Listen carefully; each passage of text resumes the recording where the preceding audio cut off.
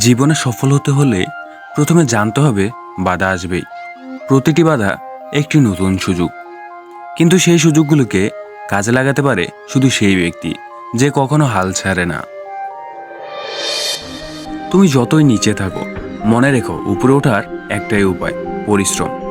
জীবনে কেউ সহজে সাফল্য পায় না, সবাইকে লড়াই করতে হয়। যারা কঠিন সময়ে লড়াই করে তারাই একদিন জয়ী হয়। মনে রেখো, ব্যর্থতা তোমার শ্রেষ্ঠ শিক্ষক।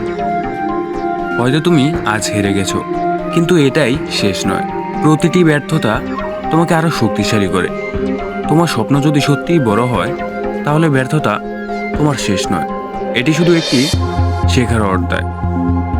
তুমি যদি সত্যি সফল হতে চাও, তাহলে সাফল্যের পথে হাঁটতে হবে নিজেই। অন্যের অপেক্ষা করো না, বরং নিজের প্রতি বিশ্বাস রাখো। যে ব্যক্তি তার স্বপ্নের পথে লড়াই করতে সাহসী, তাকে কেউ থামাতে পারে না।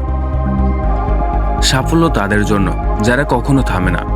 প্রতিটি ছোট ছোট পদক্ষেপেই তোমাকে তোমার লক্ষ্যের কাছাকাছি নিয়ে যায়।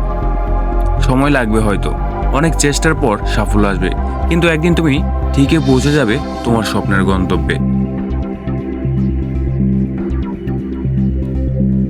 মনে রেখো, তোমার স্বপ্ন পূরণ করতে হলে প্রথমে নিজের উপর বিশ্বাস রাখো। কখনো নিজেকে ছোট ভেবো না, কারণ তোমার ভিতরে আছে অসীম ক্ষমতা। সাফল্যের চাবিকাঠি হলো অধ্যবসায় এবং পরিশ্রম।